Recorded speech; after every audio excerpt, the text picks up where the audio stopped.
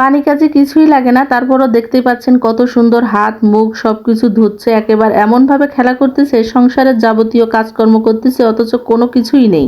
বড় হওয়ার সাথে সাথে টুইন বেবি, বিশেষ করে মুস্কান আর কি, মানে রাইসার সাথে বসে বসে এইভাবে খেলাধুলা করে, মানে এমন ভাবে খেলাধুলা করে মনে হয় যেন মাশাআল্লাহ একেবারে পাক্কা গিন্নি। রাইসা আর মুস্কান যখন থাকে তখন খুব মনোযোগ সহকারে খেলাধুলা করে, ঠিক তখনই যখন মাহাদি চলে আসে তখন সবকিছু ভেঙে চুরে মানে চুরমার করে দেবে, ওরা ঘর বানালে সেটাও ভেঙে দেবে। এদিকে মিমের বাবা ইন্ডিয়া থেকে বিখ্যাত কাঁঠাল কিনে নিয়ে এসেছে, সেটাই আজকে আমি ভাঙবো আর কি। দেখা যাক কাঁঠালটা পেকে গিয়েছে, এখন কেমন ভিতরের অবস্থা সেটাই দেখবো। অন্য দেশের কাঁঠাল ইন্ডিয়ান কাঁঠাল বলে কথা, একটু তো স্পেশাল হবেই, তাই না? কাঁঠালটা ভাঙার পরে দেখলাম সত্যি খুব স্পেশাল, কারণ এটা আষাঢ় মাসের কাঁঠাল আর কি, মানে বর্ষাকালে যে কাঁঠালটা পাকে সেই কাঁঠাল, মানে জ্যৈষ্ঠী মাসের কাঁঠাল না।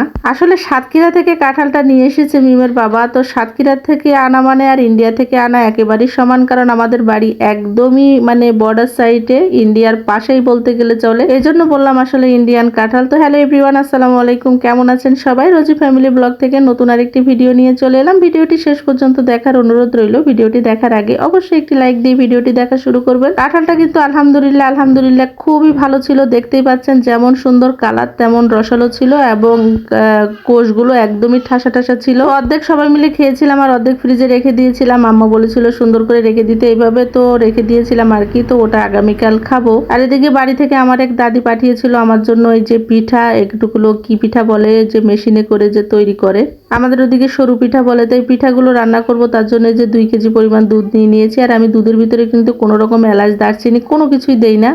সেমাই জাতীয় দুধ দিয়ে কোনো কিছু রান্না করলে আমি এগুলো দেই না আর কি। আমার কাছে মনে হয় যেন দুধের যে একটা সুন্দর ফ্লেভার সেটা নষ্ট হয়ে যায়। আর এই পিঠাটা রান্না করতে গেলে কিন্তু একদমই নারকেল তো দিতেই হবে, তো আমি এর ভিতরে নারকেল দিয়ে দিলাম, চিনি এখন আমি দেব না। তো এটা উতরাই গেলে তারপরে এর ভিতরে কিন্তু আমি উতরানোর মতো হলে তারপরে কিন্তু আমি এই পিঠাগুলো দিয়ে দিব। এই পিঠাগুলো কিন্তু চালের গুঁড়া দিয়ে করে, আর এটা মেশিনের সাহায্যে বের হয় আর কি, একদম নুডলসের মতন। তারপরে এটা শুকিয়ে তারপরে সংরক্ষণ করে রেখে দেয় সারা বছর খাওয়ার জন্য। এই পিঠাটা আমার ভীষণ পছন্দের, তো আমার এক দাদি বানিয়েছে আর কি। আর এটা বানিয়ে আমার আম্মাও রাখে সংরক্ষণ করে, তো এটাও আমি তৈরি করে নিয়ে আসবো, যেহেতু এটা অনেক সময়ের ব্যাপার। তো আম্মা এগুলো করে দিতে পারিনি, তো এবার আরেকবার আসলে তখন করে দিবে। তো এটা আপাতত রান্না করে নিচ্ছি, আমার খুবই পছন্দের খাবার এটা। আমাদের দেশে তো এই পিঠাগুলোকে সরু পিঠা বলে, তো আপনারা অবশ্যই বলবেন কোন দেশে কোন পিঠা বলে। তো পিঠাটা যখন একটু হয়ে আসবে তখন এর ভিতরে কিন্তু আমি চিনি দিয়ে দেবো, চিনি দিয়ে তারপর এটাকে নেড়ে চেড়ে নেবো। আর এটা পিঠা যত মানে সময় যাচ্ছিল তত মনে হচ্ছিল পাতিল ভরে যাচ্ছে।